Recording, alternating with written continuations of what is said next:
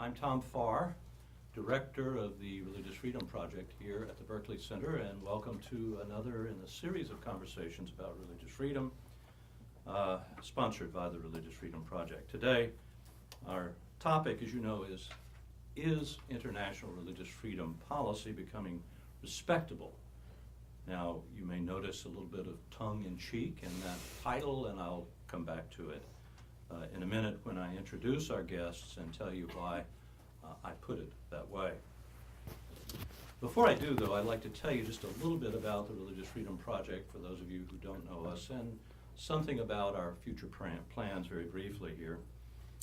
This is the fourth year, the beginning of the fourth year of the Religious Freedom Project. Our premises and our goals are fairly straightforward. We believe religious freedom is vital to the health of individuals and to societies. That religious freedom is in crisis around the world. The data are pretty clear on that. But that those who could do something about this are not paying sufficient attention to it. And here I mean governments and policymakers, and the academy, the media, and others.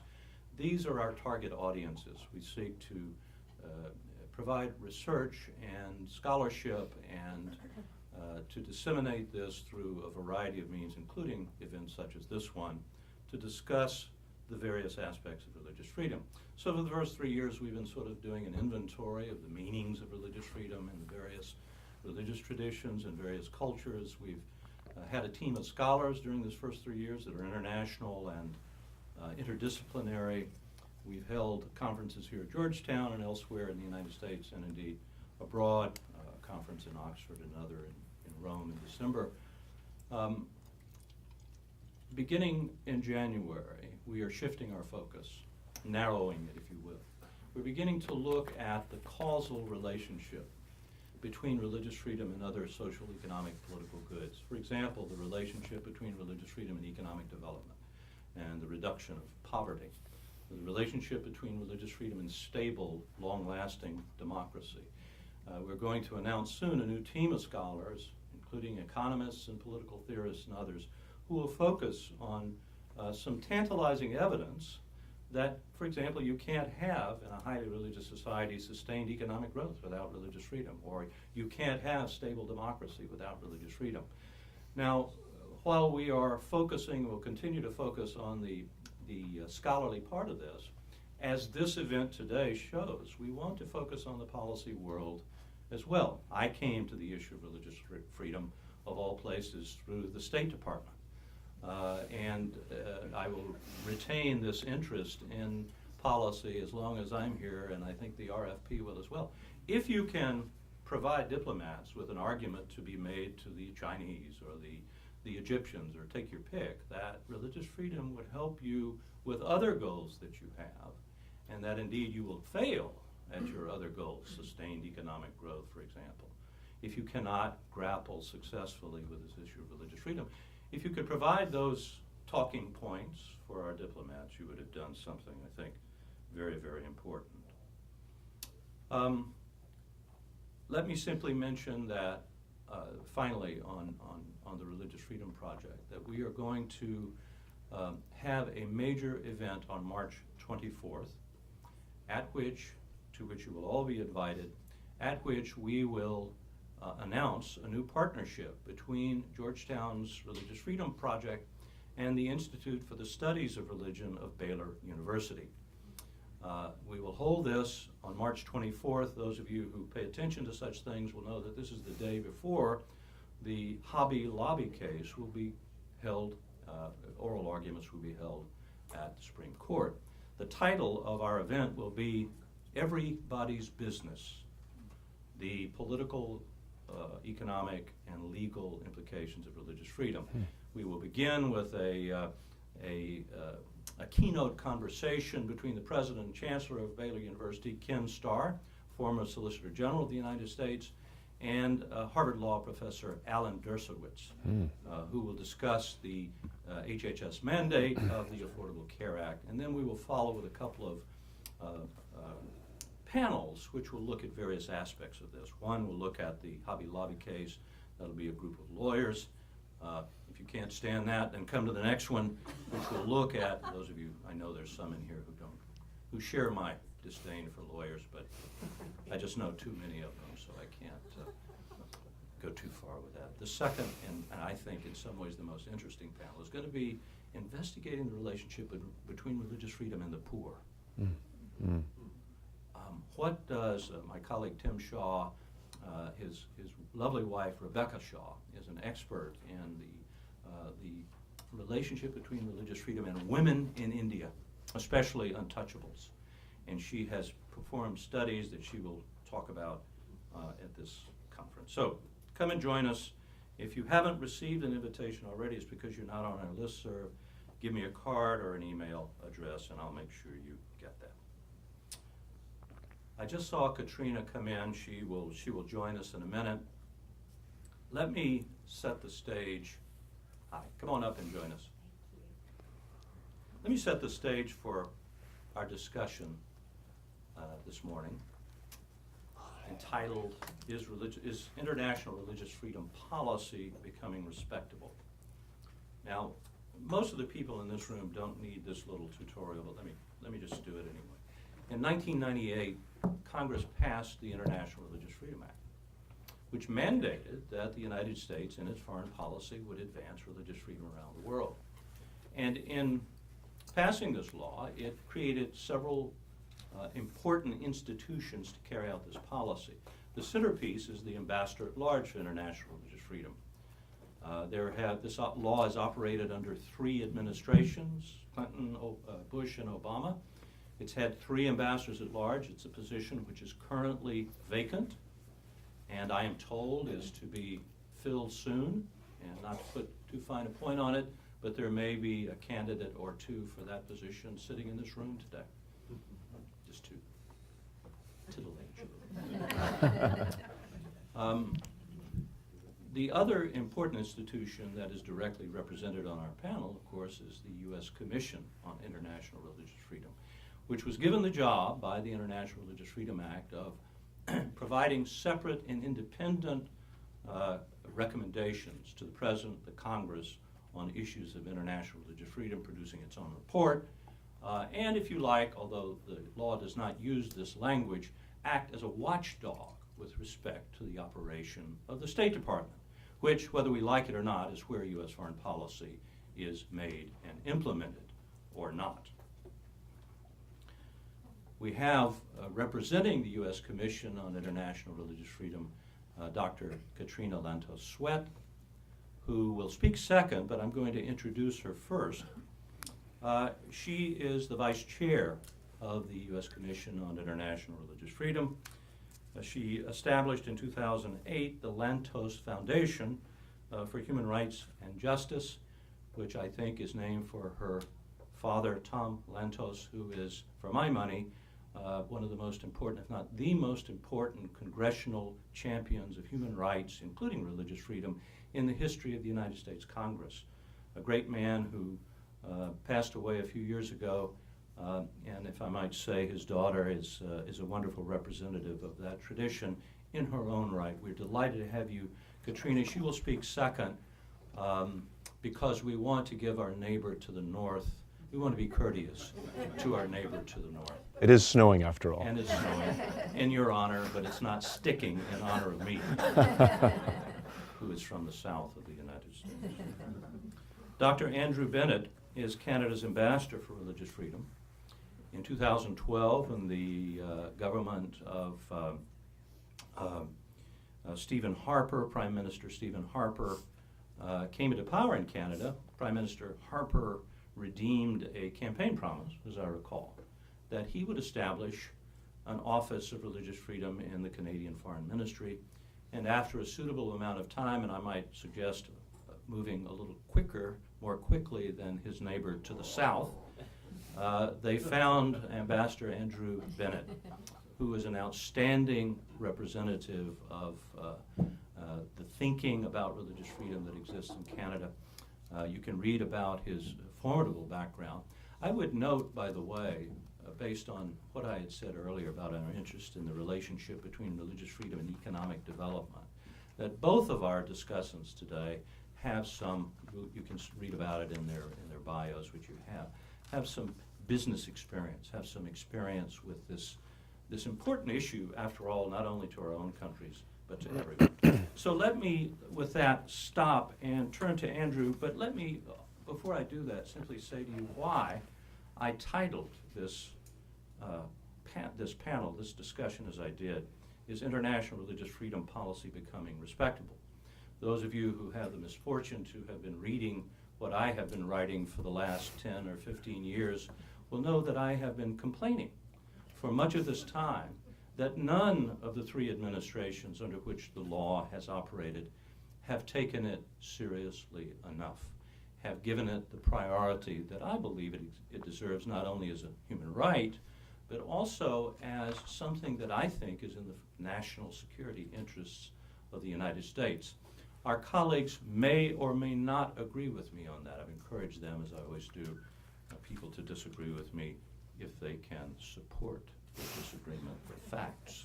So with that, let me turn to Ambassador Bennett. Welcome to both of you. Thank you very much, Tom. And let me begin by saying it's truly an honor to be here and to participate in this event organized by the Berkeley Center for Religion, Peace, and World Affairs, the Religious Freedom Project.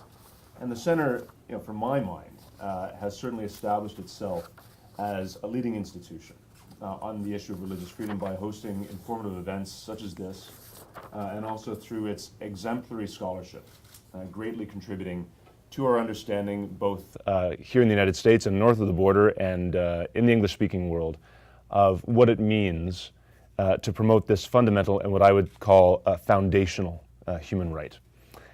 So it's great to be here. It's great to see many familiar faces, especially those of good friends. And as always, it is particularly wonderful to be here with Katrina Lantos-Sweat, who is a very good friend of our work up in Canada and also has become a good personal friend over this year. So Katrina, great to have the stage, share the stage with you again. But let me also just specifically congratulate Dr. Tom Farr for his work and dedication. Dr. Farr's long-standing commitment and support for a robust and clear-sighted commitment to advancing religious freedom is something that I admire greatly and from which I draw inspiration. Tom, I and our office look forward to continuing to work with you in the coming years. And I will start off by answering your question. Is international religious freedom becoming respectable? Yes, it is highly respectable. And I will begin to unpack that, I hope, in the next few minutes. So over the course of my remarks, I'll focus on the establishment of Canada's Office of Religious Freedom, why it was established, our structure and our priorities, our successes and our challenges, and briefly outline Canada's aim to deepen our strategic partnership with key interlocutors such as this institution and the United States Office for International Religious Freedom, and of course, USCIRF here in the United States, whose admirable work, and I'm speaking of the Commission, whose admirable work in highlighting religious persecution in the world through cogent analysis I rightly commend. We have certainly benefited from the work that the Commission has done through those analyses. So to begin, I'd like to say a few brief words about Canada's foreign policy priority of promoting and protecting freedom of religion, and how the Office of Religious Freedom is advancing this priority. As Tom already pointed out, and as many of you know, on February 19th, 2013, just barely a year ago, Canada's Prime Minister, the Right Honourable Stephen Harper, officially launched Canada's Office of Religious Freedom at the Ahmadiyya Mosque in Vaughan, Ontario. And I see a couple of members from the Ahmadiyya community with us today. So that in and of itself, I think, made a very bold statement about how Canada understands religious freedom. And we just marked our first year of operation last week, and we celebrated the occasion by hosting an event focusing on the persecution of Christians in the Middle East. I should also say that while my office works to fight persecution against all religious communities, and our record shows that we have spoken out and taken targeted action regarding threats against many different communities all over the world, we focused on the Christian community in the Middle East in particular in this particular forum that we had just last week. We decided to focus on the Christian community as, unfortunately, the world has seen in the wake of the Arab uprising and the push for greater democratic freedom, that there is a worrying inverse trend of persecution and human rights abuse against communities that are in a minority position in this region, notably the region's Christians. Over the course of my remarks, I'm not going to really delve into the details regarding the increasing threat to religious communities globally, as I believe most of us in this room are all sadly aware of this stark reality. A reality that has been more than clearly revealed to the world in the Pew Forum's data that shows that roughly 74% of the world's population live today in states where there exist high or very high level of social hostilities against people of faith, and or high to very high government restrictions on religious practice. And I would note that this also includes those who choose not to have a particular religious faith. They are also targeted. Most shockingly, this figure is significantly higher than just a half decade ago, when 45% of the global population lived in such countries. This is precisely why Canada established the Office of Religious Freedom and deemed the protection and promotion of this core human right to be a priority for the government. This worrying trend of increasing persecution is why we were established. Our establishment speaks to Canada's long-standing defense of human rights, and that we undertake this principled defense because it is right and it is true to do so. As some of you may have heard me say before, we tend to frame the promotion of religious freedom not as a question of theology, although I can encourage those of you who might be pursuing a career in theology that it's a great path to follow. Although having some theological knowledge or insight is always helpful, but rather it's a question of human rights and fundamentally human dignity. Indeed, I would say the inherent dignity that every human being possesses demands that we champion the right to religious freedom. While we are certainly Homo sapiens, and identify an identity that speaks to our capacity to reason, we can also say that as humans we may bear an identity as Homo adorans, or Homo glorificans, that speaks to a call that much of the world feels to worship and to seek God in religious faith.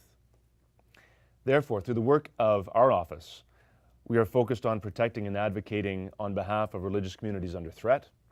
We are focused on opposing religious hatred. We are engaging in open and frank discussion with foreign governments and civil society on this issue. And we are promoting the ability of religious communities to manifest their faith and to contribute to society openly and in a free and secure environment. Our office promotes Canadian pluralism within the framework of Canada's principled foreign policy, grounded in our abiding belief and championing of the principles of freedom, democracy, the rule of law, and human rights in the world. We believe these are core Canadian values. But they are not culturally specific. They are not the sole preserve of Western liberal democracies. These are universal principles. Values are mutable. These are universal principles that speak to a universal truth, to the human dignity of which I've already spoken. It is through respect for diversity and principled development that the idea of a shared citizenship and a common good can be realized. This can lead to greater social cohesion and a more peaceful society.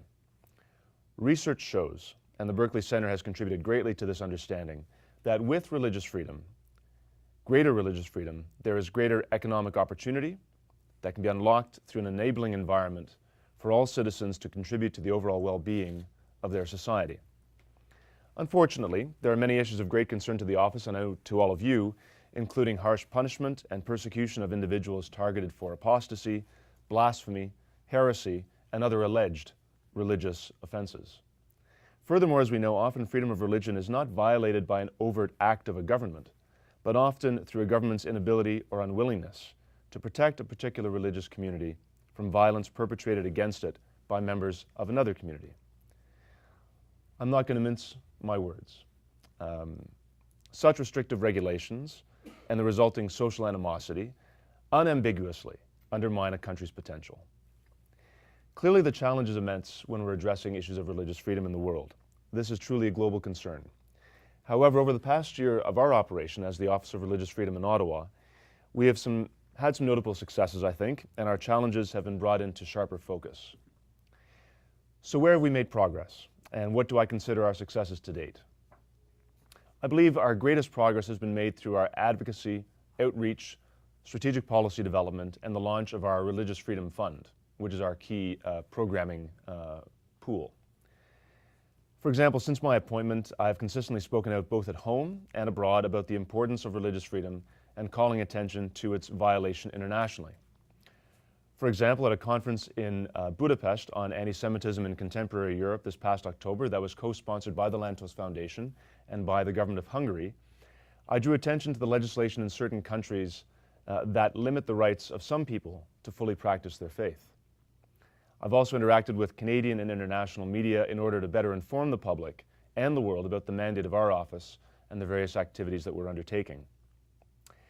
In addition to advocacy, the office has engaged in extensive domestic and international outreach to build a solid network of contacts to assist with policy development and identify areas of potential collaboration. And let me just say how much we value our relationship with the United States. This is now, I think, my third or fourth trip down to Washington in the space of just over a year. And we're looking to have deep collaboration with the U.S., not only with the U.S. government, but also with the research community, with think tanks, with civil society here in the United States, so that we can work together as best as possible to advance the goal of defending religious freedom. We have also been engaging with the foreign diplomatic community in Ottawa, Canadian faith communities, civil society groups, as well as bilateral and multilateral interlocutors abroad. The goal here being to raise awareness and understanding about the issue of religious freedom. To this end, I think it's important to note that we are embedded, as Tom mentioned, within the Ministry of Foreign Affairs, Trade and Development in Ottawa. And by being there, we have a role to raise awareness and understanding across Canada's Foreign Service and to put into effect the promotion of religious freedom throughout our global network of embassies and high commissions. And the office has in fact organized already a series of briefing sessions for outgoing officers and heads of mission regarding the importance of promoting and defending religious freedom in the world. Furthermore, we're in the process of developing a module of specialized training on religious freedom that will be used by all Canadian diplomats. And this will include training on related issues and on country-specific themes. One of the most effective ways, I would argue, in which the office fulfills its mandate is through its programming and its annual budget of 4.25 million Canadian, which provides funding directly to selected civil society partners, especially in countries where there are serious religious cleavages and where government is supportive of constructive solutions to promote religious freedom. Our programming also supports interfaith dialogue, engages governments on religious tolerance or religious respect, maybe better, and provides funding for the preparation and dissemination of documentation in support of religious freedom in key countries. In addition to projects we have already announced in Nigeria, Indonesia, the OSCE region, so the former Soviet space, there are additional projects being drawn now from over 100 project proposals, from 2 calls for proposals in the past year. And these are gradually working, they're working their way through our very diligent and highly accountable framework, which means it takes a very long time. Regarding our outreach objectives, we've been developing strategic policies for what we call our countries of engagement, which represent a spectrum of outreach and potential partnership for the office. On one end of the spectrum, we have equal opportunity violators of religious freedom, such as the Khamenei regime in Iran, where we have seen and will continue to see, I think, unfortunately, very pointed persecution of key groups, such as Baha'is, Sunni Muslims, Christians, even Shia Muslims who disagree with the regime, including some very senior Shia clerics such as Grand Ayatollah Borujerdi, who continues to languish under very poor conditions in the Evin prison in Tehran. We'll continue to issue pointed statements and actions regarding regimes such as the Khamenei regime. Well, on the other hand of the spectrum, we have countries like Nigeria, Indonesia, and others who we wish to partner and collaborate with on many levels to promote and support freedom of religion and interfaith dialogue. Being a country of engagement for the office represents, therefore, in many cases, an opportunity for Canada to partner with another country in a spirit of cooperation to support, promote, and protect this foundational and core human right.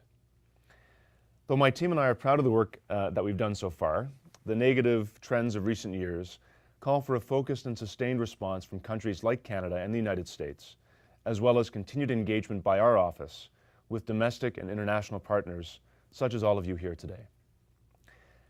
Now, to continue a little bit on the policy framework behind the creation of the office, I want to say a few words about where my office is positioned within the Canadian Foreign Service and a bit about its structure, and this might serve as a way of comparison with the US system.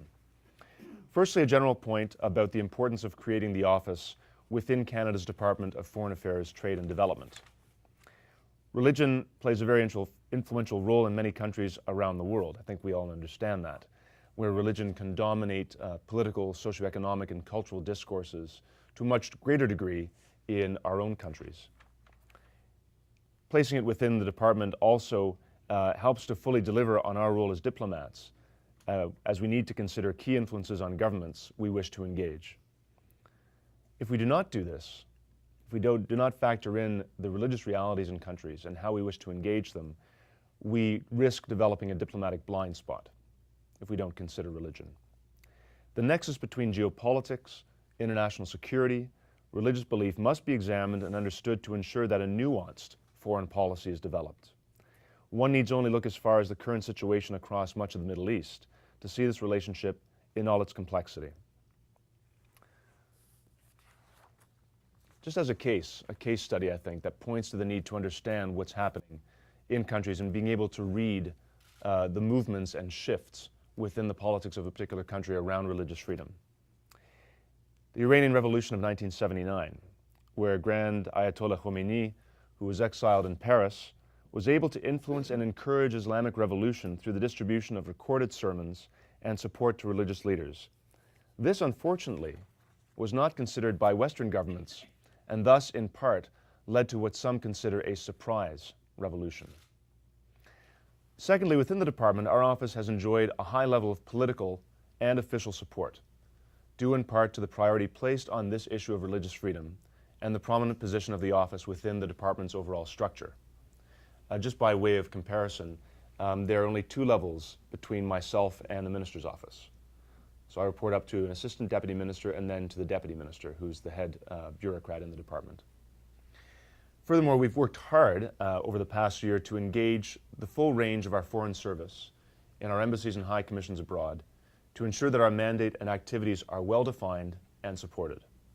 We have positioned the office fundamentally as a tool to support human rights across the full spectrum of our diplomatic engagement around the world.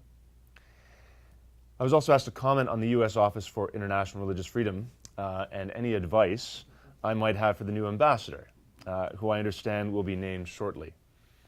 Rather than offer advice, which I know firsthand there's no shortage of. Well, I'm being very polite, Tom, so I should be peppering my remarks with sorry on the occasional, to be truly Canadian. I'm not sorry for the hockey victories, but rather, moving on, rather than offer any advice, which I know firsthand there is no shortage of, I'd rather like to focus my comments on my hopes for continued engagement with the new ambassador at large, which would include the following points. Our collective efforts to deepen our engagement as strategic partners to coordinate our religious freedom initiatives, both in terms of policy actions and opportunities for joint programming where appropriate. This is key. I think there's tremendous scope for coordination.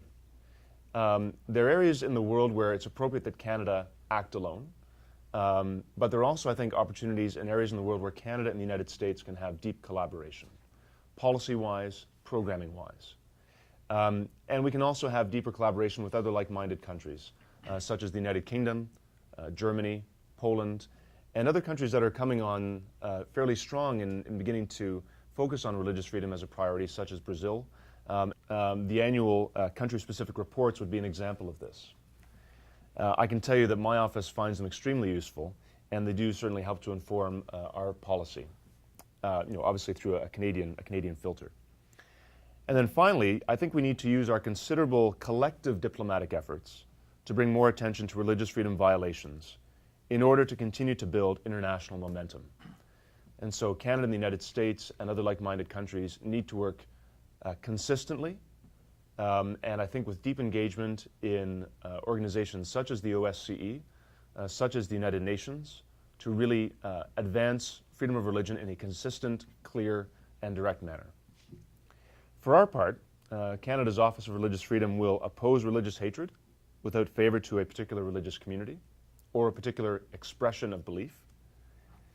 We will reflect the very best of Canadian society in its pluralism, in its multi-faith and multicultural character, and we will continue to advance those universal principles that I spoke of earlier: freedom, democracy, human rights, and the rule of law. Finally, again, regarding the somewhat cheeky question of whether the promotion of religious freedom has become respectable, again, I firmly believe that the answer is a resounding yes. And I would hasten to add that not only has it become respectable, but I believe that its promotion should be at the core of any serious foreign policy and rest within the heart of our international engagement. So in conclusion, I'd like to, on behalf of the entire Office of Religious Freedom staff, my colleagues from the embassy here who are with me today, we will continue to work strongly with our partners where we can and to speak out with a strong independent voice to support freedom of religion where we need to. So thank you very much for your attention. I look forward to a good discussion, and I thank you fundamentally, from Canada, for your willingness to support us in this effort, and we look forward to a deep and abiding partnership for many years to come. Thank you very much.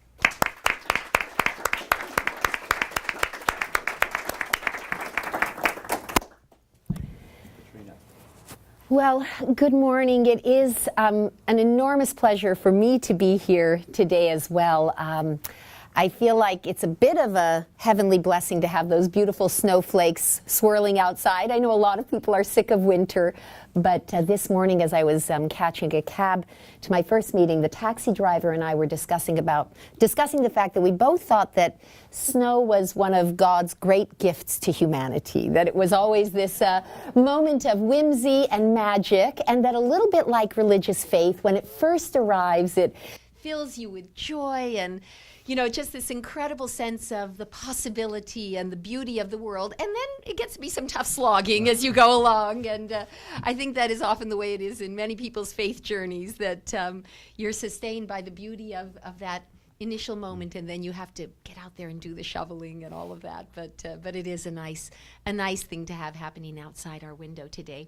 Before I begin my remarks, I have to say a word about Tom Farr, who when I was first appointed to USERF almost 2 years ago, was really one of my first guides, if you will, to the world of international religious freedom. And I will always feel incredibly fortunate that he was among the first to really give me a sense as something of a newcomer to this field of the not only the depth of emotional and moral significance to this cause of international religious freedom, but of the depth of intellectual rigor and thought that was part of this world. He is not only one of the deep thinkers in this field, but he's also one of the deep actors and one of the deep voices, and I have enormous respect for him, and I think those of you here at Berkeley and those who have had the opportunity to work with him know what I'm talking about. So, Tom, thank you for your just role in helping me gain the big vision of what international religious freedom and freedom of conscience and belief are all about. And as for my friend Ambassador Bennett, I have already embarrassed him on many occasions, but I'm the mother of 7 children, so it kind of comes with the resume. You are entitled to embarrass, people who you care about when you're a mom, and I think I've done that thoroughly. When I was up in Canada for a marvelous event he held, I think I described him as Canada's best-looking single young ambassador, and the Canadians are a little more restrained than we Americans, so I really put him in a tough spot, but he's such a marvelous and brilliant and sincere and enthusiastic advocate for Canada. And as I discovered when I went up to Canada, God is on his side, which is enormously helpful, because this way, isn't it? Yeah, right. He was organizing sort of the first big event, big public event that his young office had undertaken. And, one of the biggest challenges in putting together an event like that is always getting sort of your marquee people, somebody who's going to kind of take it to the next level. Well, as I said, what should happen? When God's on your side, the skies open and part, and into his lap dropped a very enthusiastic Tony Blair, who is not only a person of enormous significance on the world stage, but really a pivotal figure when it comes to wedding the worlds of public policy and religion and faith, and has done work that no other international figure has done who came directly out of the political arena. So that was the day when I realized, okay, watch out for this guy because he's got extra help. And it made me think of a wonderful comment I heard from Bono years ago when he addressed the National Prayer Breakfast. And he talked about the fact that whenever he was starting a new project, he would go to his favorite priest and ask his priest to bless whatever new worthy project it was he was about to undertake. And finally, after a few years of doing this, the priest said to him, Bono, I have a little advice for you. Figure out what God's doing already and get involved with that, because you know what? It's already blessed. And I think all of us, in a way, maybe have figured that out who are here today. And we are involved in something that is of enormous importance to forces greater than we are. And so in that sense, the work that we are about and the work that we are engaged in, though not easy, is already blessed. And in that sense, we are so fortunate to be doing it. I want to formally thank you, Tom, for your gracious introduction. And I have to say it's great to be back with our friends at the Berkeley Center. In December of 2012, my USERF colleagues and I hosted a joint event with Berkeley at our headquarters.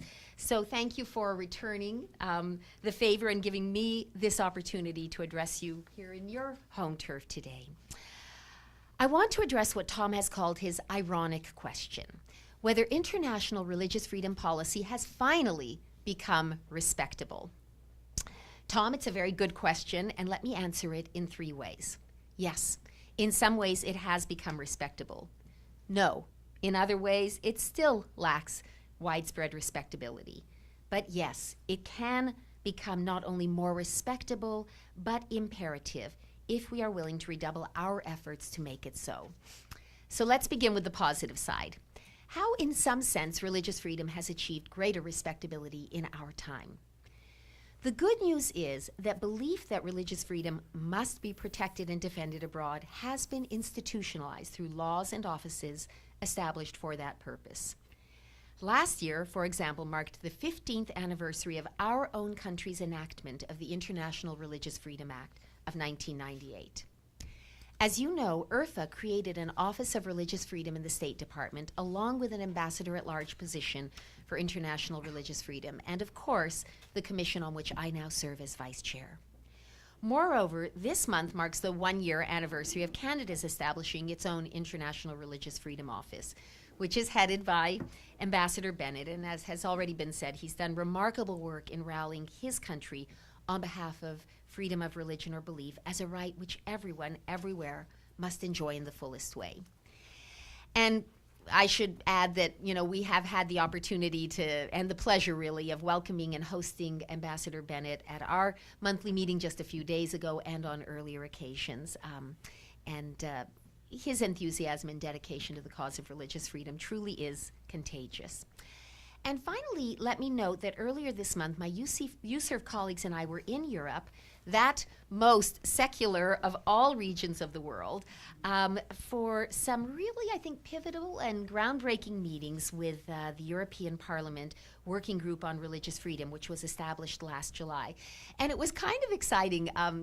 Our executive director, Ambassador Jackie Walcott, was there with me, and as well as Knox Thames, our policy director, are both here today. And I think they would agree with me that there was a slightly giddy sense amongst the Europeans that they were really venturing so boldly into this field of openly and proudly advocating on behalf of religious freedom. I sort of thought, with my wry American sense of humor, that they must have been I don't know, like people in Colorado where they recently, decriminalized or made legal the use of marijuana, which I can say publicly I have never used. So I don't say this as a secret user, but, they seemed a little giddy out there in Colorado that, wow, this is legit now. We get to do this, and it's not sort of in the shadows. And you sort of had that sense that the Europeans felt a little that way about this radical notion of religious freedom that, oh my word, we can do this publicly, and we're not going to be sort of absolutely sent into outer orbit as wild crazy. So it was very exciting for us, and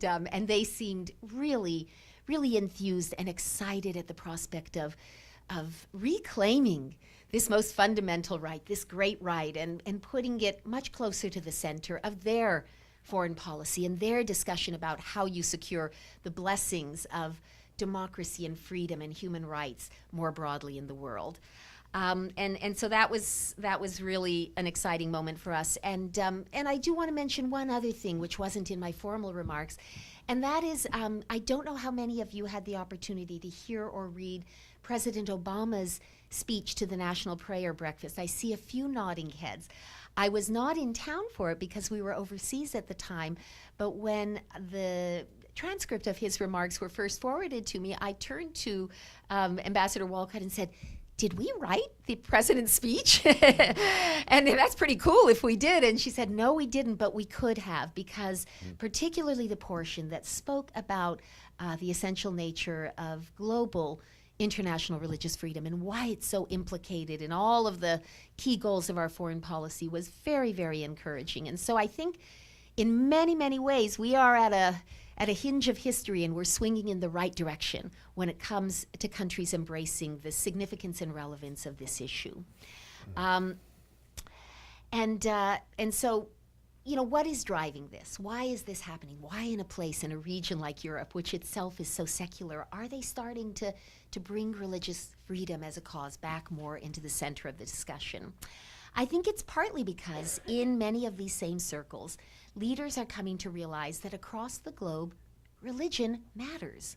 For billions of people, it remains an inescapable source of identity, meaning, and purpose.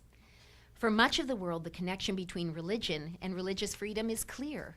People want, at least for themselves, the freedom to practice or not practice the religion or belief system of their choice according to the dictates of their own conscience. And so for at least some policymakers, there is a growing realization that you cannot conduct foreign policy with the rest of the world if you are clueless about religion's pivotal role in the world. And given the rise of violent religious extremism as a global security threat, the stakes are far too high to ignore the power of religion and the importance of religious freedom. So that's sort of on the good news side of the ledger that I have to report on the gaining respectability front when it comes to international religious freedom. But now for the bad news. While more people in Western governments are finally realizing that both religion and religious freedom matter, old habits die hard, including habits of thinking that are driven by deeply felt biases and misconceptions. I'd like to summarize some of these habits or ways of thinking about religion generally and religious freedom specifically. When it comes to religion in general, many people have a deep-seated belief that it is at best a private matter that should be marginalized and even excluded from public life, and at worst, a destructive force which fuels division and strife in the world. As we know, numerous international agreements reject this thinking entirely. They affirm people's right to express their beliefs publicly, so long as they do it peacefully. This includes all beliefs, religious as well as secular. And while religion has fueled conflict in the world, when religion is silenced, it has brought the world far more trouble indeed. In the last century, religion was silenced in many places as an independent voice of conscience and replaced by the brutal force of totalitarian governments. More people died at the hands of these secular tyrannies than at the hands of all religions combined in centuries past. And in that same century, the forces of religion often achieved astonishing things. They helped fuel America's great civil rights revolution. They ignited India's nonviolent independence movement. They propelled Eastern Europe's resistance to Soviet tyranny. They helped South Africa abolish apartheid. And just as we perceive biases against religion generally, so too do we see misconceptions about religious freedom specifically, including among our foreign policy elite. Let's discuss 4 prominent misconceptions. First, when people hear the phrase promoting religious freedom, they somehow think it means imposing religion. In fact, nothing could be further from the truth. Religious freedom imposes nothing. It simply reminds governments of their duty to protect their people's freedom. Governments have an obligation to protect the simple right of individuals to believe or disbelieve, whatever they choose, including any religion or no religion, and to act peacefully on behalf of those beliefs. In other words, inherent in religious freedom is the right to think as we please, believe or not believe as our conscience leads, and live out our beliefs openly, peacefully, and without fear. Second, some people believe that promoting religious freedom globally means imposing specifically American values on other countries and cultures. In fact, it means standing up not just for an American principle or a Canadian principle, but a universal premise behind international human rights law, as well as Article 18 of the landmark Universal Declaration of Human Rights, which the world community overwhelmingly adopted in 1948. Third, some people insist that when we stand for religious freedom worldwide, we are favoring one religion, Christianity, above all others. In fact, religious freedom means standing up for members of all religions and religious groups, and also individuals and groups which reject any and all religious beliefs. And I thought it was interesting, thanks for sharing, Andrew, that when your government's initiative was announced, you said it was announced in an Ahmadiyya community center. I think that sends the message right there. This wasn't about, oh, let's stand up on behalf of embattled Christians in other parts of the world. It was laying down a marker. This is about a broad principle that applies to every community and even beyond that to every human being.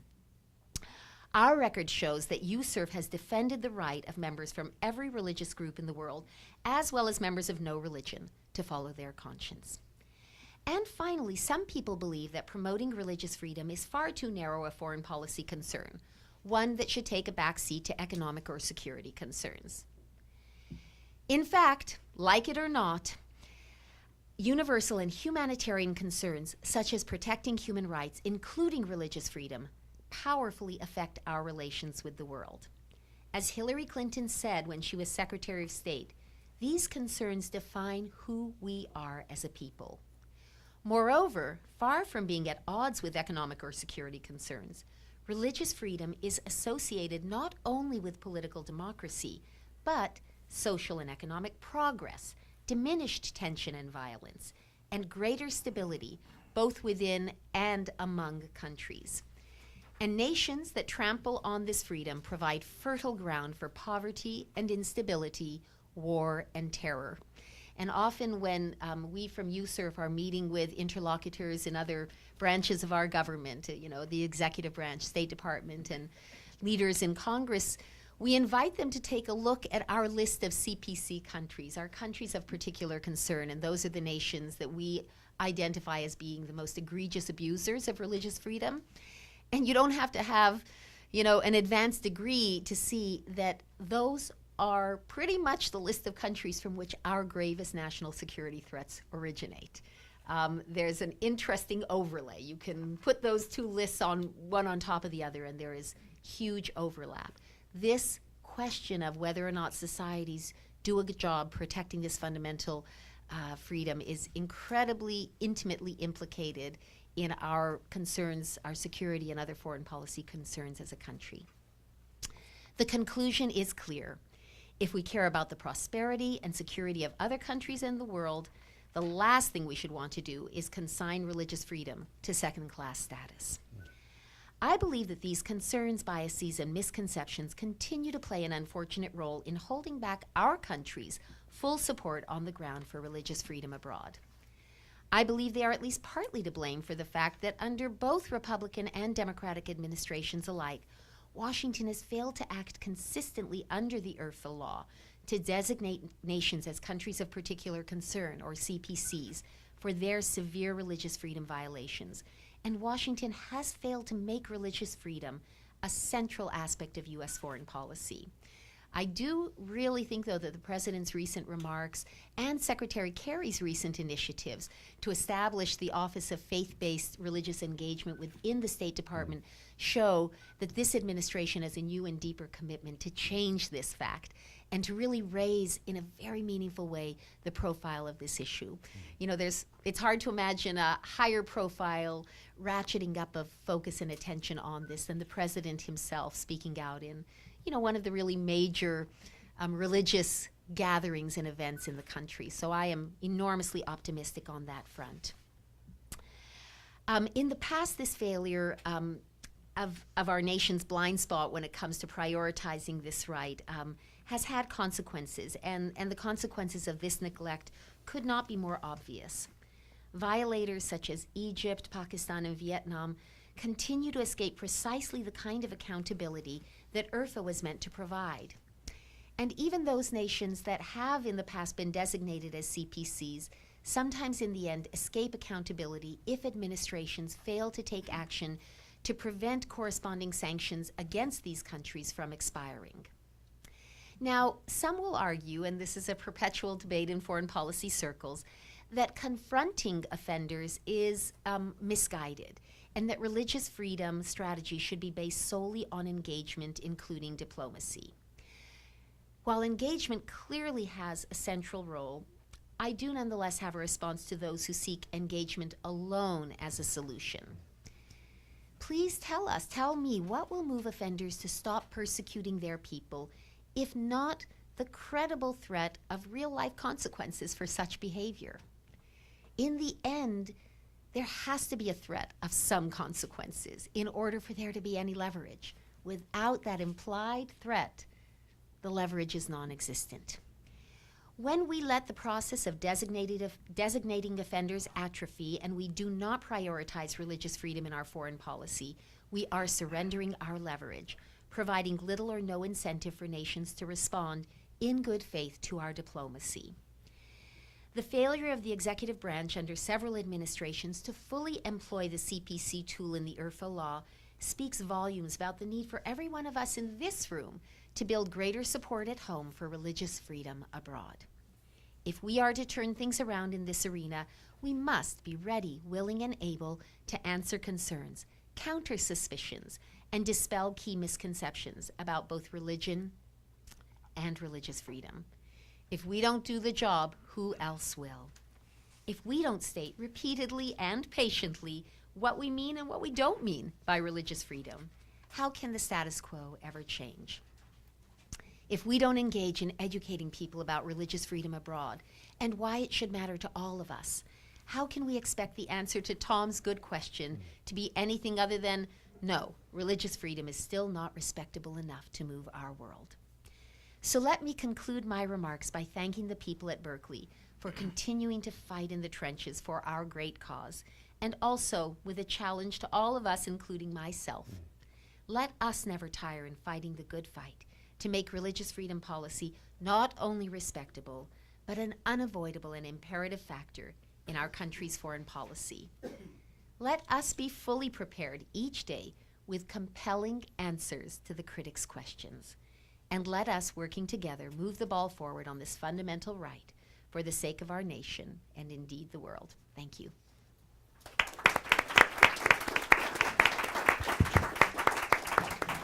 Thank you very much to both Andrew and Katrina for an excellent run-through of the many issues here, lots on the table. I want to involve the audience in this, so be thinking of questions, comments that you would like to make. But let me begin by, first of all, offering each of you an opportunity to respond to the other and pose to each of you a question that occurs to me coming out of your different remarks. And Andrew, perhaps we could begin with you. Maybe I could ask you to say whatever you'd like in responding to Katrina.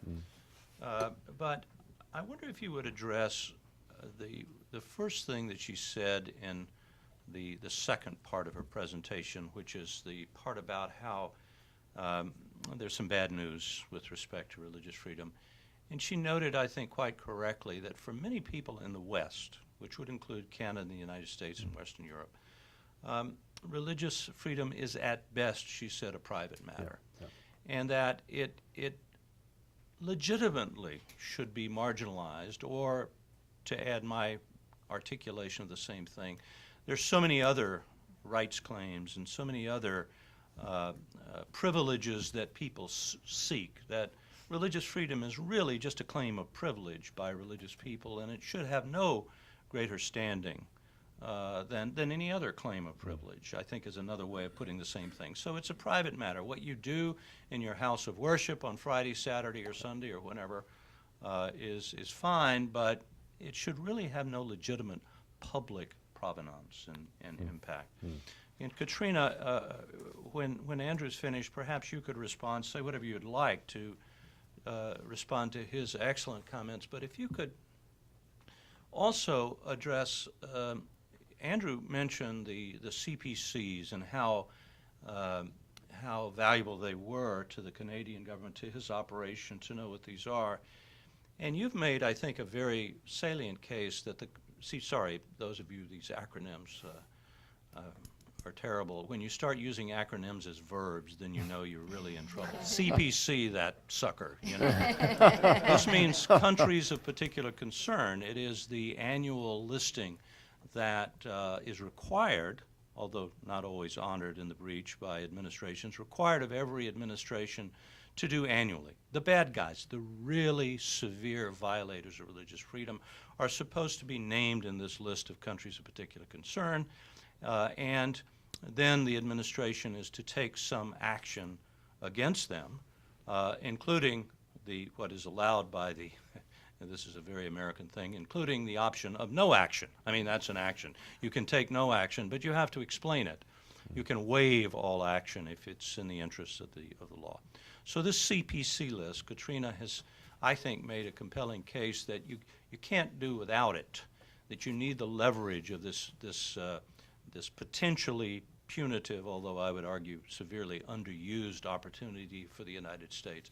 My question to you, Katrina, is not so much the engagement side, which is the other side that you posed, engagement on the basis of religion, but the programs that Andrew mentioned several times in his presentation, in my view, seem to be missing from our State Department's approach to this. There are lots of speeches and reports and words, but the expenditure of funds, you mentioned a religious freedom fund in Canada. I kind of wish we had a religious freedom fund for the State Department, which was dedicated solely to the development of programs in particular countries. We don't. And I wonder if you would address that as the sort of the other side of the CPC thing, the positive side, if you will, that might be a counterpart to CPCs. But Andrew, you first.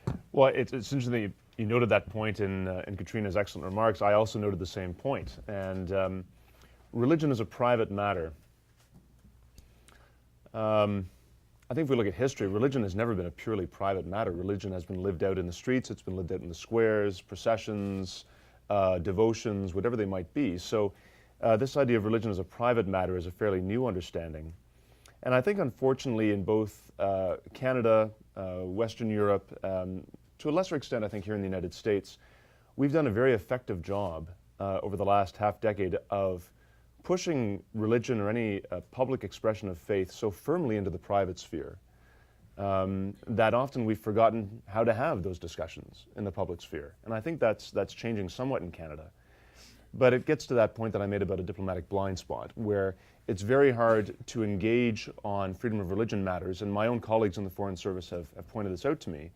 It's very hard to engage on religious freedom matters when you go to a country where, as I said, religion and faith dominate political, cultural, social, economic discourses, when you're not really equipped through your own formation to engage in those types of discussions. And it was a colleague that actually talked about the idea of the diplomatic blind spot, where we really hinder ourselves by not being able to have those discussions or to engage or how to approach these discussions in other countries. And so that's when I talked about having a nuanced understanding of religious freedom, that's what I meant, was to ensure that our Foreign Service officers are equipped with an ability to engage in these discussions in a way that demonstrates an awareness of the religious and faith reality in that country, and how they see that imbuing fundamental policy decisions and so forth. But I'll go on a little bit more from that and just say that, as Katrina noted, there are those who believe that at best religion should be a private matter, marginalized and silenced in public life. And I think it's important to note that in the United States, in Canada, there's a recognition that this has been a bit of a challenge. And there are so many different groups that are now working to reject this idea that we need freedom from religion, that religion shouldn't even be spoken of. And I want to just note the presence of Michael Dodora from the CFI, the Center for Inquiry. And Michael bringing a particular sort of atheist and secular humanist perspective to the debate. He's a strong defender of freedom of religion, and is right that there should be an opportunity for people of faith, people who choose not to have religious faith, to have not only the dialogue, but to be able to ensure that is defended and protected in all countries. And so I think we need to demonstrate that freedom of religion is not freedom from religion. Religion can be and has been for many, many millennia a force for good. People of faith acting in ways that lead to social, economic improvement in countries, to bring us to a better understanding of who we are as individual human beings, who we are in relationship to others, who we are in relationship to the world, and fundamentally how we see ourselves in relationship to the divine or to a particular philosophy we choose to ascribe to. And so this is why we consistently focus on human dignity, and that at the core, and this is getting to your other point, Tom, human dignity must be at the basis of all rights and all freedoms. So freedom of religion is not a certain claim of privilege, but freedom of religion is a foundational, I think, human right that links to other human rights, whether we're speaking of freedom of expression, freedom of association. If you don't have freedom of religion, how can you fully express yourself? If you don't have freedom of religion, how can you be fully free to associate with like-minded people? Equality between men and women comes out of a particular understanding that's often rooted in freedom of religion.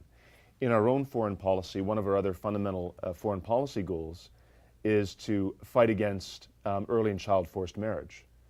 And we see in certain countries, such as Pakistan, for example, where forced marriage of children, especially young girls, often cuts into the whole issue of religious freedom, where these young girls are being forced to convert, often from Christianity to Islam, or from Hinduism to Islam, and so it becomes a matter of religious freedom, as well as a question around equality between men and women, the just inherent human dignity and the dignity that we all possess as human beings. So those are sort of my thoughts. Very good. Thank you. Katrina. Yeah, and as I was listening to you both on this issue of sort of those who would prefer to push worship exclusively into the private and sort of veiled and hidden realm as much as possible, it just suddenly came into my mind one of the most thrilling and exciting and dramatic stories in the Bible, which is the story of Daniel in the lion's den. And some of you may, be familiar with it. Others, probably everybody has at least heard of it. But something that I think is sometimes overlooked is that Daniel, who was a deeply respected advisor to the ruler of Persia, am I right about that? I think so. I'm sure there are biblical scholars here who can correct me. But his enemies had persuaded the king to adopt a law making it unlawful for anyone to pray to anyone other than the king himself. But really the critical moment, I think, in the story of Daniel in the lion's den is not the dramatic and miraculous way in which the mouths of the lions were stopped up and he was preserved in that most dangerous of prisons, but the fact that he chose, given that law, to engage in his obligatory prayers at the open window where he could be seen of his enemies. He could have said, well, you know, this matter of worshiping, it's a purely private matter, you know, no need to draw any attention. I've got a pretty good job, and consequences for doing this are pretty horrible, so let's just close the window. He chose, as an act, we could maybe say as an early act of courage on behalf of fundamental human rights and fundamental human dignity and his religious freedom, to make sure that those in the public square of his time saw that he was unafraid to do what his conscience called him to do. And that's what landed him in the lion's den. And he couldn't know at that moment that a miracle would come or would not come. But what an act of courage that was. And if we try to look at it through our very modern lens, we really can kind of see him as one of the earliest and bravest and most extraordinary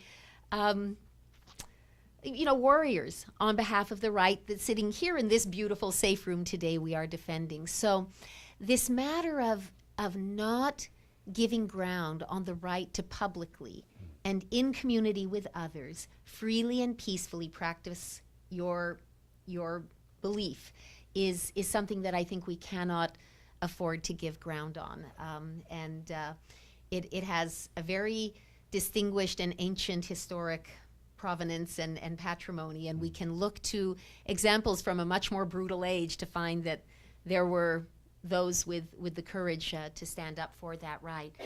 On the issue of CPC designation, I'd kind of like to tie it to a question that I've been wanting to ask Andrew and sort of put him on the spot on. Here in the United States, we have to some degree the strength and protection for our religious freedom engagement that comes from being created through legislative enactment. This is a law, okay? So it's not that a particular president or a particular secretary of state decides to create an ambassador at large position or establish an IRF office, and that may come and go with changing administrations, or same with USERF. We are established by an independent branch of government. We are statutorily in existence and therefore statutorily protected. You don't have the same situation in Canada. It's an initiative of your current Prime Minister.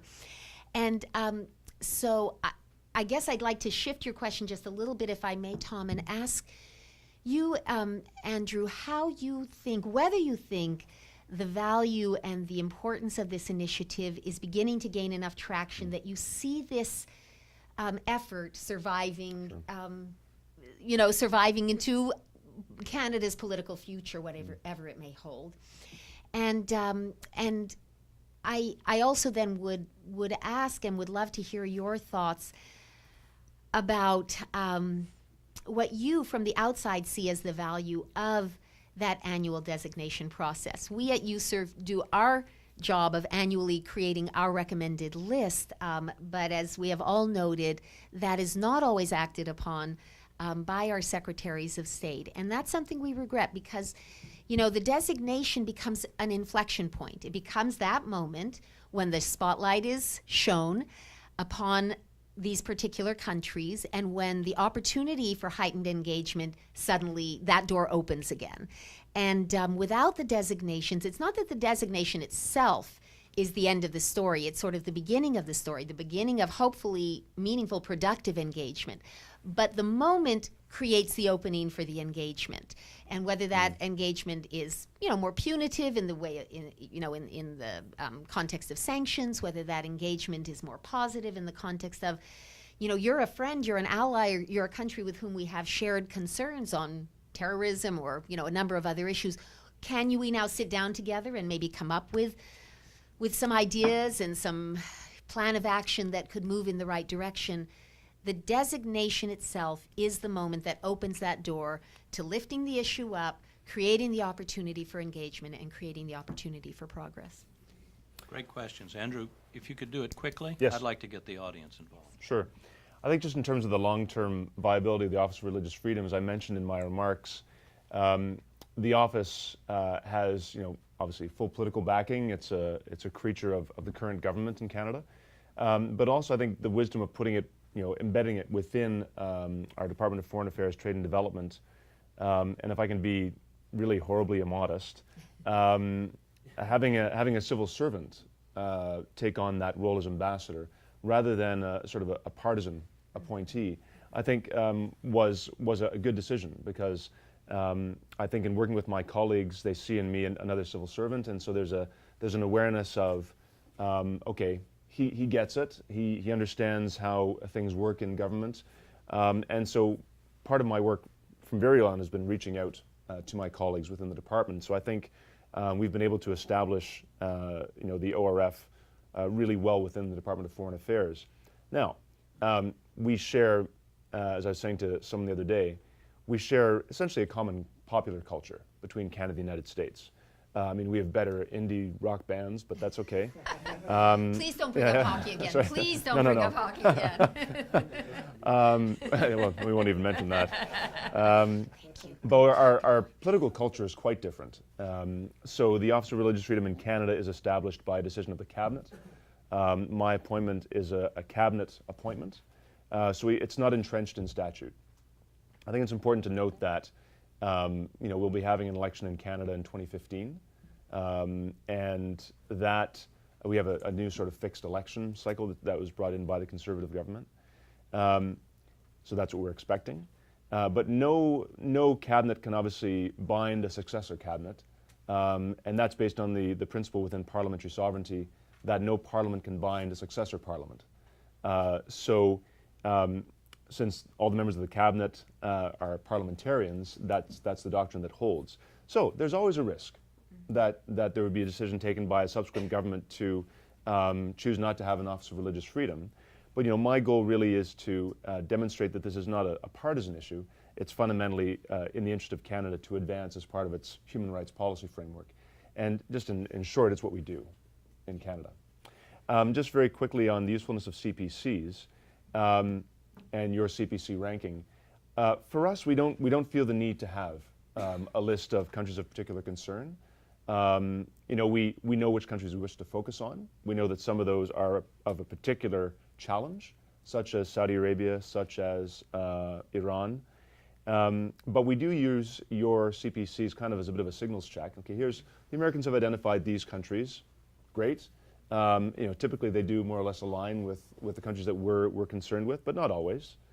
And we really see a program-led approach that can be a way to engage governments directly. So one of the programs that we've launched is with the OSCE and the Human Rights Office in Warsaw to work directly with governments in Central Asia, in the former Soviet space, to really enlarge their understanding of what religious freedom is. So we have, I think, just consciously adopted a programmatic approach, but at the same time linking that with our ability to rightly castigate those countries that are egregious violators of religious freedom.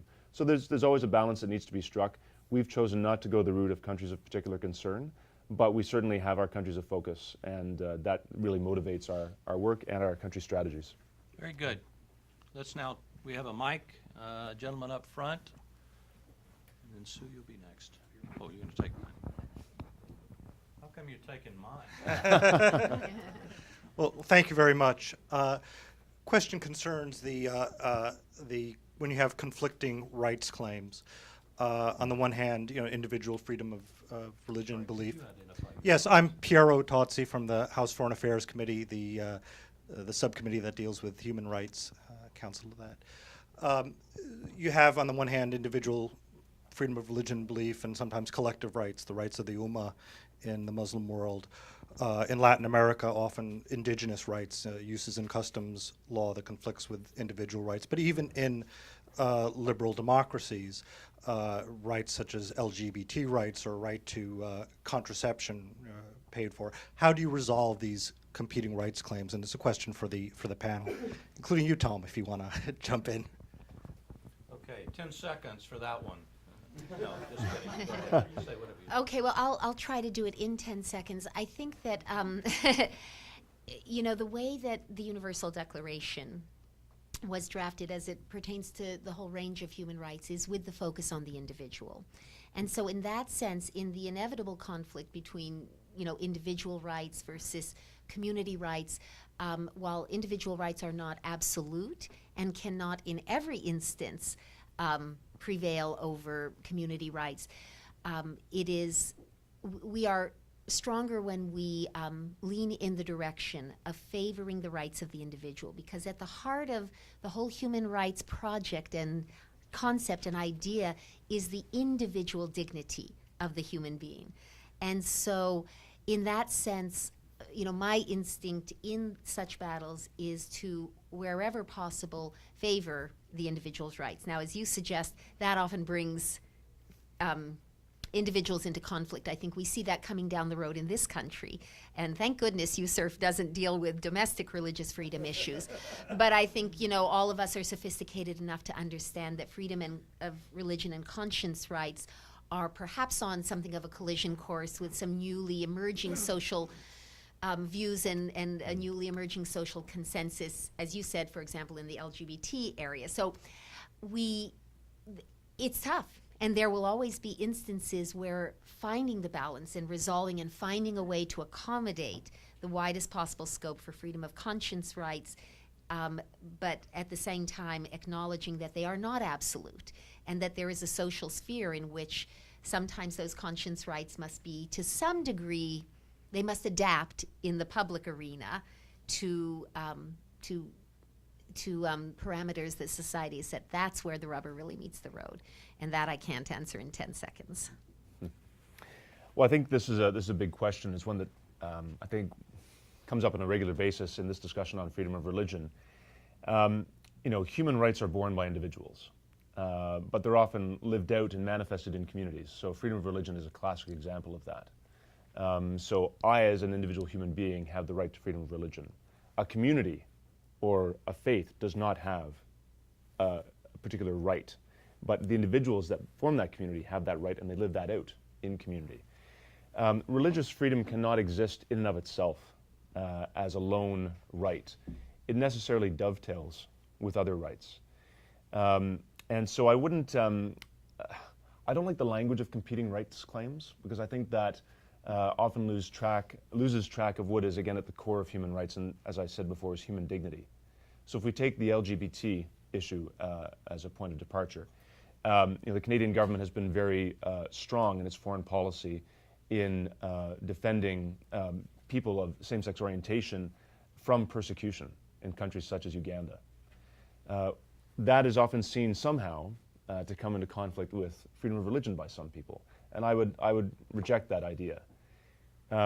Whether we're speaking of Catholics, Orthodox Christians, Orthodox Jews, Muslims, who have a particular understanding of human sexual morality, sexual ethics, that typically is sort of runs against what maybe society in Canada and the United States is saying on this issue.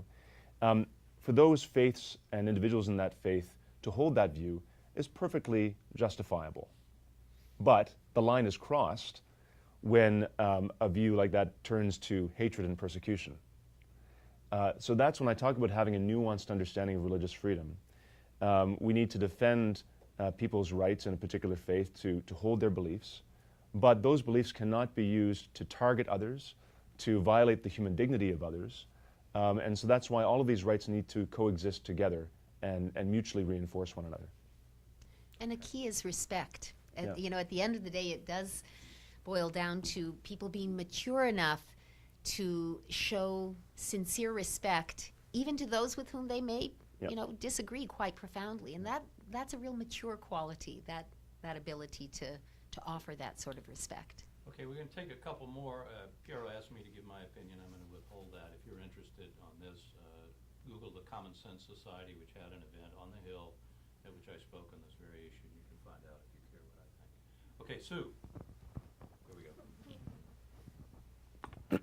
Thank you very much for your comments this morning. My name is Sue Taylor, and I'm with the Religious Freedom Office of the Church of Scientology. Just a quick question. While we deal with the very severe abuses around the world of religious freedom and individuals, let's take a look at the other end of the spectrum. We have new religion laws that are being passed in various countries, extremism laws, et cetera, that affect the individuals in Russia, Kazakhstan, Hungary, France, and now in Latin America, which is kind of new as far as I know. So how can we nip these things in the bud, and how can the NGO community work with government, and maybe even across the borders like Canada, the United States? How can we all work together to nip these things in the bud before they become really severe? Maybe I'll take it very quickly just to say I think the role of the NGO community is essential in all of this. The NGO community brings to light a lot of what is happening in various countries because they have deep knowledge, they have deep contacts. So for our work, I mean, our work is very much informed by obviously what our foreign service officers are witnessing abroad. So we're engaging on a daily basis with our missions and high commissions, with our embassies and high commissions to understand what the situation is on the ground. But we also rely tremendously on issues that are brought to light by the NGO community, by think tanks such as the Berkeley Center, such as the Pew Forum, that are doing research on religious freedom, because we need to take from many different sources to help, offer as whole a view as possible on what's happening in terms of religious freedom.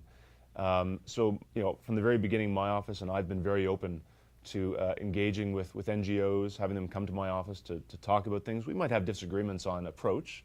We might have disagreements on where the emphasis should be put. But it's a very important role, and we need to listen to those voices. Well, and I think you put your finger on it, nip it in the bud. A lot of these are relatively new, troubling developments in some of these countries. And what we don't want to see is for these new, more restrictive legal regimes to get entrenched. And so you make it a point of contention. You make it a point of criticism. You make it a point of lobbying. You make it a point of pressure. And that's done in a whole range of ways. I think, as Ambassador Bennett said, the role of the NGO community is key. But especially in this day and age, no nation wants to find themselves the object of worldwide public criticism, critique, attack, ridicule. It's just uncomfortable. And that basically, I think when we raise the temperature on our criticism of whether it's a restrictive registration law in Hungary or Kazakhstan's more restrictive new, religious anti-extremism law and registration laws, certainly Russia, and some of the other countries you mentioned, when this becomes something that's brought up again and again, they find, negative editorial after negative editorial. They find negative statement after negative statement by significant groups, NGOs, government entities, political leaders, editorial writers. Then it doesn't become quote unquote settled law. It doesn't become just this is the way things are and deal with it. It becomes an ongoing irritant to that government. It's a burr under their saddle. It's sort of every time their ambassador meets with somebody or their foreign minister comes over, they say, oh, geez, they brought up the religion law again. We've got to do something about this. It's constantly rearing its head. It's, it's making our life more difficult. It's making it harder for us to get the rest of our business done. And it does something else very important, and that is it encourages and gives strength to the communities within those societies that are pushing back against these unfortunate developments within their country. So, there's always this symbiotic relationship between pressure from the outside, support from the outside for, greater freedom, for greater fidelity to the standards of, international law. And the way that strengthens those on the inside who inevitably are carrying, the heavier burden. They are the front lines. They're the ones who are really going to be able to agitate for change within their country. So, I just can't emphasize strongly enough how important early intervention is, and not just letting it rest, not saying, oh, we lost that battle. They passed the law. Well, let's move on. No, you don't move on. You keep raising it, and you keep making it miserable and awkward and uncomfortable. So I think that it really is very important. Okay, we're running over time. A lot of people want to ask questions, but I'm going to take two more. This gentleman here and then Mr. McFarland in the back. And then we'll have plenty of time afterwards for you to come up and speak to our two speakers. Yes, sir. Yes, my name is Emmanuel Ogebe. I'm Special Counsel with Jubilee Campaign. And Professor, I want to congratulate you for the President's remarks about national security and the linkage to religious freedom. If the President had listened to your talk 2 years ago, we wouldn't be here now. Ambassador Bennett, I did want to ask you specifically, as you're aware, more Christians have been killed this century than in the past century. Christians are the most persecuted religion. And more Christians were killed in Nigeria in 2012 than the rest of the world combined. Given that, how do you prioritize on the countries that you engage with? Your American counterpart in 29 months in office never met with a Nigerian religious leader, visited Nigeria for barely a day, and while all of these atrocities were going on. And so it is my hope that as you do what you do, you would be more engaged than your predecessor was. And let me end with this irony that a legislated ambassadorial position is not filled while a prime minister's initiative is filled. As Oliver Wendell Holmes said, you know, a good judge makes a bad law good, and a bad judge makes a good law bad. Well, thank you very much for the question. We just recently had, as I think I mentioned in my remarks, an event on February 19th. It was part of our Religious Freedom Forum series, and Katrina also mentioned the first event that she was at and spoke at. And we decided that our second event would be on the persecution of Christians. And we focused in particular on the Middle East. And so we certainly are very seized by the issue. And I think increasingly we're seeing a lot of other countries and a lot of other communities addressing the persecution of Christians. In fact, one of our panel discussants was Rabbi Reuven Bulka, who's one of the great deans of Orthodox Judaism in Canada. And he is currently leading an initiative called Jews and Christians Standing Together Against the Persecution of Christians. And so we're seeing more and more initiatives like this. With respect to Nigeria, Nigeria is one of our countries of engagement. One of the very first projects that came out of our Religious Freedom Fund is in Nigeria, in Plateau State around Jos. The Center for Humanitarian Dialogue is partnering with the Government of Canada in sort of a second phase of a project that was initially led by the CHD, Center for Humanitarian Dialogue, under the Canadian International Development Agency, which is now merged into and been amalgamated into our department.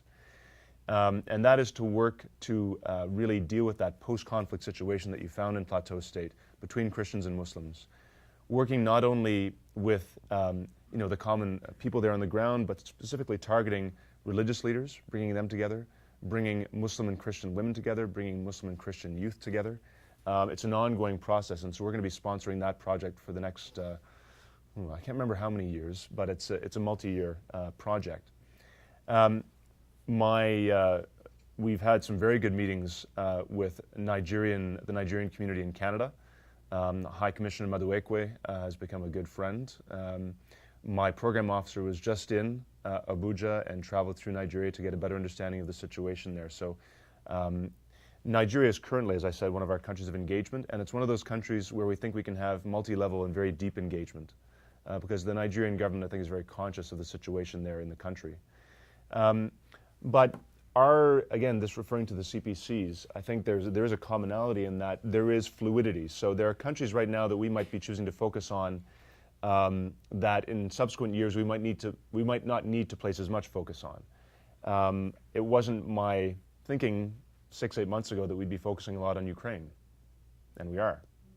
I was in Kyiv just 4 weeks ago, and speaking out against the targeting of one particular church by the state. And now I think there's opportunities now to work towards the normalization of church-state relations in that country so that no particular ecclesial jurisdiction is privileged over any other one.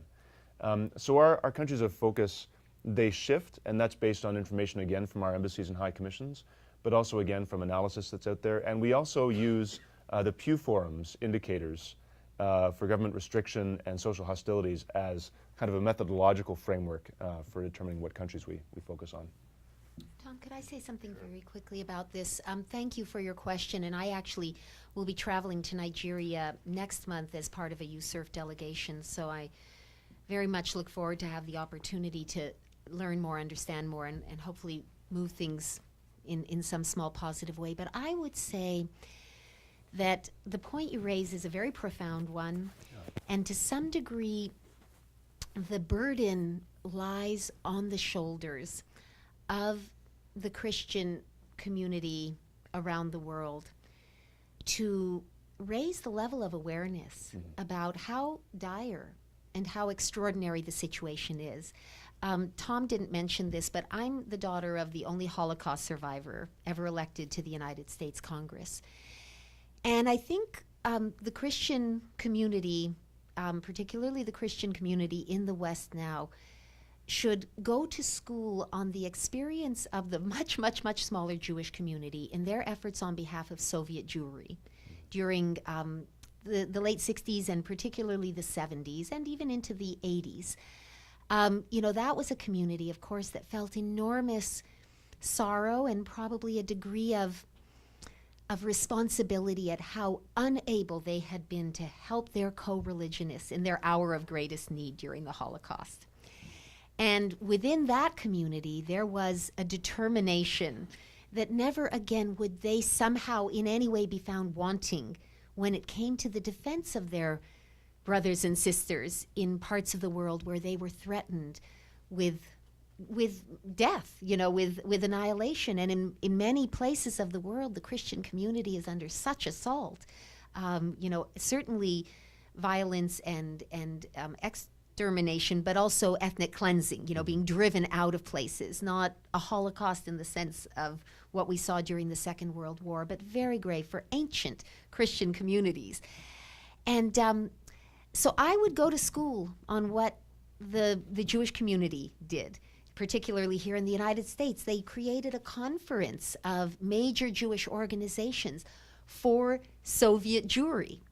And you saw then, sort of a decade and a half later, the African American community in this country went to school on the experience of the Jewish community in their efforts against apartheid in South Africa.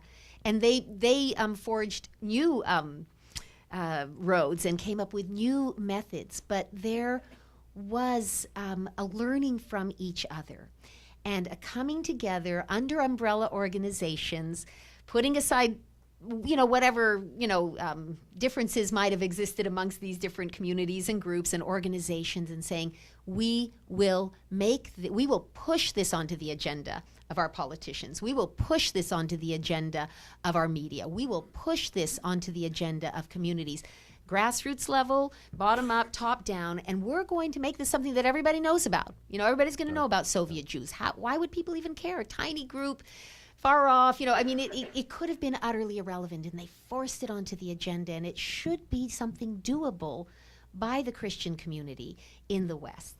And because, we tend not to think of Christians as embattled, that's just not in the zeitgeist of the West. It's just not, it doesn't, those seeds don't fall on fertile ground. People say, what are you talking about? And so the case has to be made, but really that is a task more for the religious communities even than for the political leadership, because the political leadership will follow if you can create that kind of big public awareness and momentum push. Just really, really briefly. Well, I'm afraid we're going to have to get moving here. So let me turn to Steve McFarland and say something he may not say, Katrina, and that is that he was the first member of the USURF to go to Nigeria. I don't know if you knew that. He has taken a trip to Nigeria himself, probably in the year 2000, somewhere in there. Steve McFarland. Last question. Ambassador Bennett, thank you so much for your remarks and Thank you. and your presence here. Wanted to ask what you might do about clientitis, which was I think, a motivating fear behind IRFA, that the State Department would go soft on Saudi Arabia, beat up on Eritrea, and not be truth-telling in an equal, unbiased umpire, if you will, a referee of calling them like you see them. And hence the commission was included in IRFA. And thanks to Tom's being the initial director of the office in the State Department, a lot of the truth-telling fear was dissipated, but that can always change. And folks higher up, above his pay grade, could veto certain things that they would say. So the commission still does have a role in that. You don't have a commission, right. and you're one election away from extinction. And while I appreciate that you're a civil servant, you're nevertheless a cabinet appointee, you know, who's can go away next year. And so I'm wondering how you can call them like you see them and not be influenced, being embedded in the foreign ministry, trade and development. How can you call them like you see them in resource-rich areas in countries that you cannot afford to diminish your trade in? You can't have too many reprimands and still stay in business. Yeah, very fair question. To quote something that both Prime Minister Harper and my minister, Foreign Minister John Bennett, have said repeatedly, we will not go along to get along. So consistently in their interactions with governments, such as China, where obviously we have a multifaceted foreign policy, trade relations, commercial relations, bilateral political relations, they consistently raise the issue of religious freedom. They issue broad issues around human rights, and that's with many countries that we engage with, with whom we engage. So I think my meeting with the Dalai Lama on Thursday of last week would tend to indicate that we're willing to talk about these issues, even if it makes certain countries unhappy. Again, if we're talking about a universal objective truth, then we have to speak that truth, and we have to speak it with courage. And so, yeah, we've got commercial relations with a lot of countries. Every country has complex foreign policy relations, but that doesn't mean that you sort of park human rights on one side. I mean, as I said today, Saudi Arabia is one of the most egregious violators of religious freedom. I put them in the same category as Iran. I mean, it's really, there's degrees of egregiousness, but I think in both cases you see a tremendous persecution of many groups. So we'll continue to address those and speak out on those. We're conscious that we're not going to be probably having programs in those countries, and I'm not so naive to think that suddenly, the Kingdom of Saudi Arabia is going to be a wonderful, oasis of religious freedom all overnight. But again, we have to keep raising those points, and so we can have a complex foreign policy. We can speak with many voices and have that frank and open discussion. Magnificent and illuminating discussion. Join me in thanking our panelists.